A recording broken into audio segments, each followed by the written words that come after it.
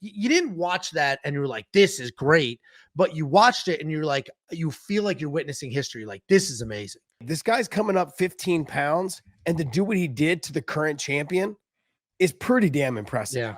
He is in the conversation of the greatest fighter that's ever lived. Okay. And a couple of random wins, and he could push John Jones out. Really? Let's just start off with the main event. It obviously wasn't what you expected, or maybe it was what you expected. So it was I definitely thought Islam was going to win.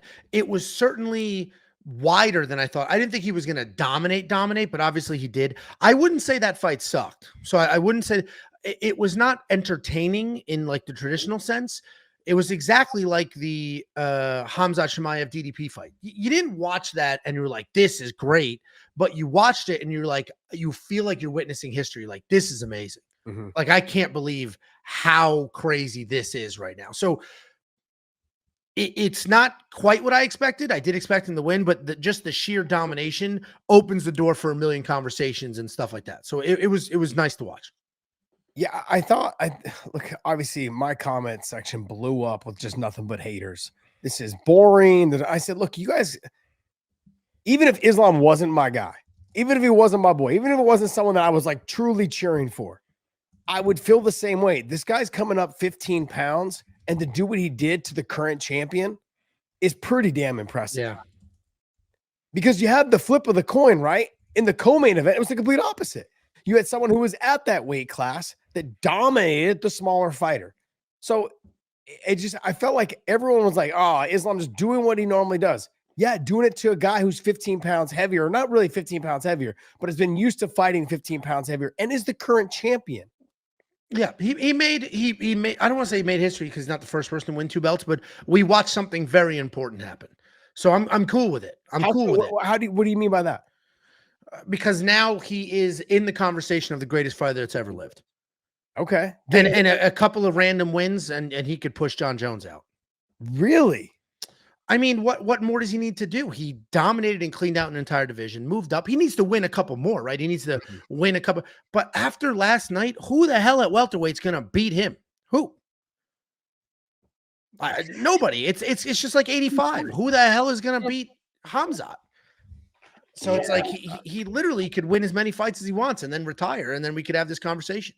Yeah, you got Sean Brady's going to drop. You have Shavkat in there. Leon's going to drop. Kamaru Usman's there. You have Ian Gary, and you've got Michael Morales. And you've got Pratis that's there too. Look, all of them are very dangerous. All of them. Correct, but he did strike more than he normally does, but there's no danger when he's just diving at legs immediately. When the takedowns come so easy, I don't blame him. I know. I'm not insulting him. Yeah. That wasn't this fight sucks. I'm like, literally, where's the danger if you're just instantly taking people down? There's not like a 170-pound BJJ Savage. And even if there is, they're not going to catch him. Yeah. Huh. I mean, I take away from what he was talking about. I go, hey, he's calling out Kamaru Usman, which is crazy because they're both managed by Ali. And I was thinking to myself, like, they've been around. Ali gets paid 2 times. That's why. Yeah, you could say that, but also too, it causes a little bit of a rift somewhat in the mix because Islam also wanted to fight Justin Gaethje, who's also managed by Ali.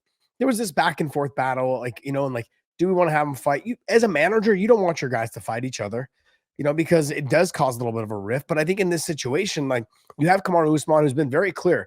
I want to just get one more shot and crack at the title. If I can win it, I'll try to win it. I also like what Islam has said. He's basically, people consider him to be the GOAT at that weight class at 170. I want to fight that guy. We know that for me, it's GSP, and nothing against Kamaru Usman. I think I would put GSP and then I put Kamaru Usman. So it's not like I have him very far behind. Yeah. Literally, it's like, I just look at how long that GSP did it. He had his one loss to Matt Serra, and that's it. I put GSP there.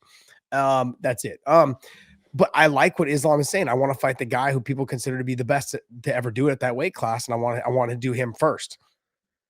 I don't think Kamaru Usman has any business in a title fight. He's 1-3 in his last 4. Yeah, but he's got a win over Buckley recently. It was very dominant. It was a very dominant fight. But look at so Michael Morales just had a dominant fight. Next weekend, Ian Gary may have a dominant fight. Pratis just had a dominant fight. I get he's a former world champion, and I get we're running out of time. Like, if he doesn't do it now, when the hell is he going to do it? Yeah. he has less than no chance against Islam. Oh, Less than no wow. chance. What's he gonna do? We watched how easily Hamzat out wrestled him. A guy.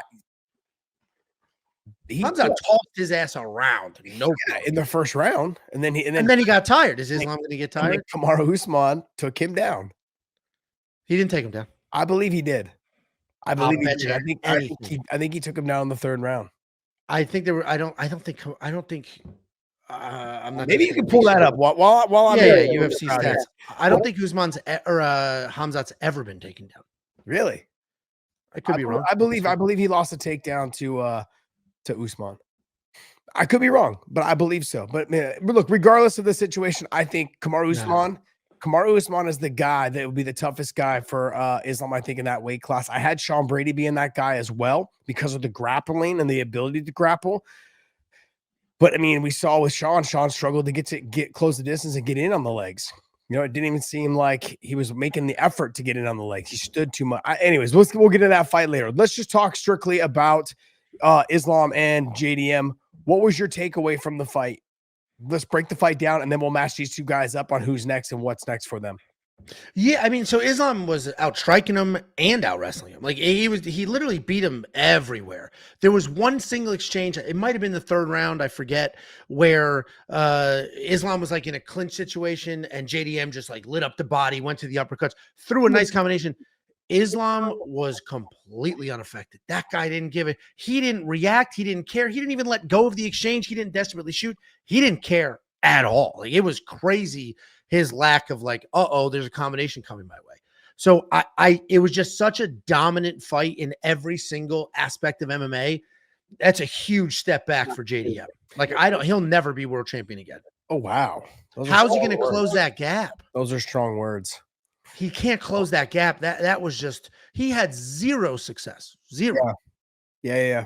I mean, I think what like Islam said it in the post-fight interview is like, look, we understood he's got one, maybe two escapes, and he goes to that well on those escapes every single time where he kind of comes all the way through on the half guard and then kind of like sits back over you and kind of rolls you to your back and causes a scramble. That's how he gets to his feet. They just drilled on defending that. You know, I was those 2 days I was there in Jersey with them. I just saw them kind of just slowly going through the motions, and it was just kind of like just repetition, small little things. And I'm like, oh, that makes sense.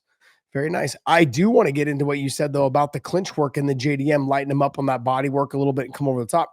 That Thai plum, I hate that Thai plum for Islam only because he's so talented. He's so good. I hate when he tries to do that because it is just common habit for a fighter's chin to come up in the air as they try to pull the head down. They try to get their body up and over them. And when they do that, their chin goes up and over the head. And that's when those overhand rights come. And it just absolutely drives me crazy. I know you'd hate to see someone get caught in the exchange like that and trying to control the head. And he got hit with some good shots and it didn't affect him at all. I honestly believe at 170 pounds, he's actually where he should be in terms of his weight class. He looked fantastic. He wasn't breathing hard. His cardio looked great. He looked so relaxed, so composed. And now I know it's easy to say that because you're dominating the fight.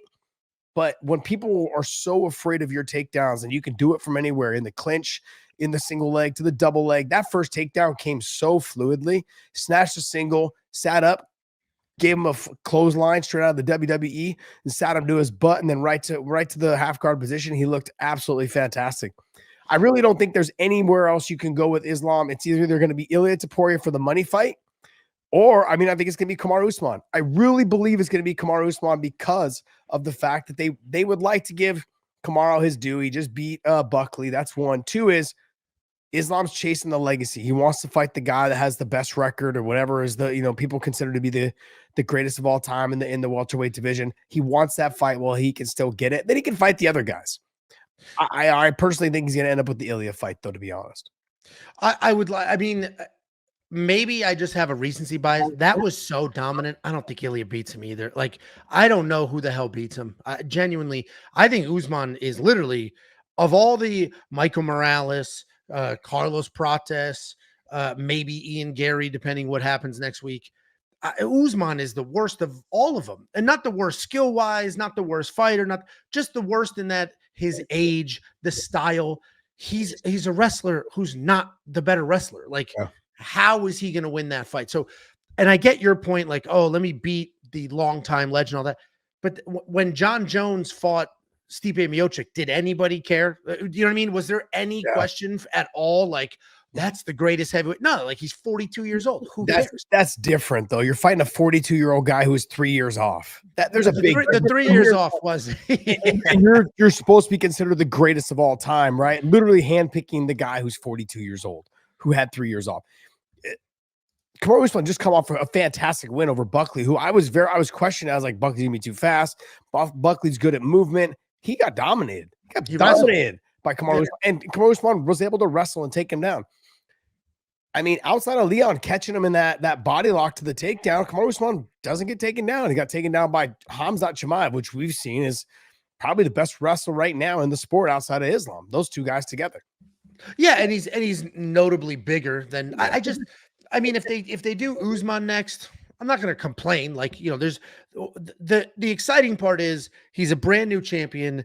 There's a lot of matchups to make, and I'm okay with any of them. Right? I think he dominates all of them. No, if you don't do, I don't know who would give him problems. Like, not a wrestler, a 38-year-old wrestler in Usman who's not as good of a wrestler. Michael Morales is the only one we can debate because we haven't seen him lose. Yeah. So we don't know. Like, we haven't seen it. That's the only debate we could have, because I've seen Usman get out wrestled. I've seen Carlos Prates get out wrestled. I've seen Ian Gary get taken down relatively. I have not seen Michael Morales get out wrestled. Mm-hmm. Though the way that I see if Islam and Usman were to wrestle or to fight is that the flexibility from Kamaru Usman is just not there. And if you take a look at how, like I said, that Islam wrestles, it's a lot of tree topping with the single leg.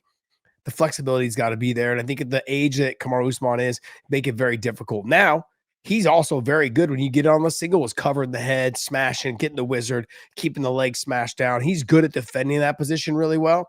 So if I'm going to put someone in that mix, I really honestly believe he's probably the toughest matchup because of his wrestling ability.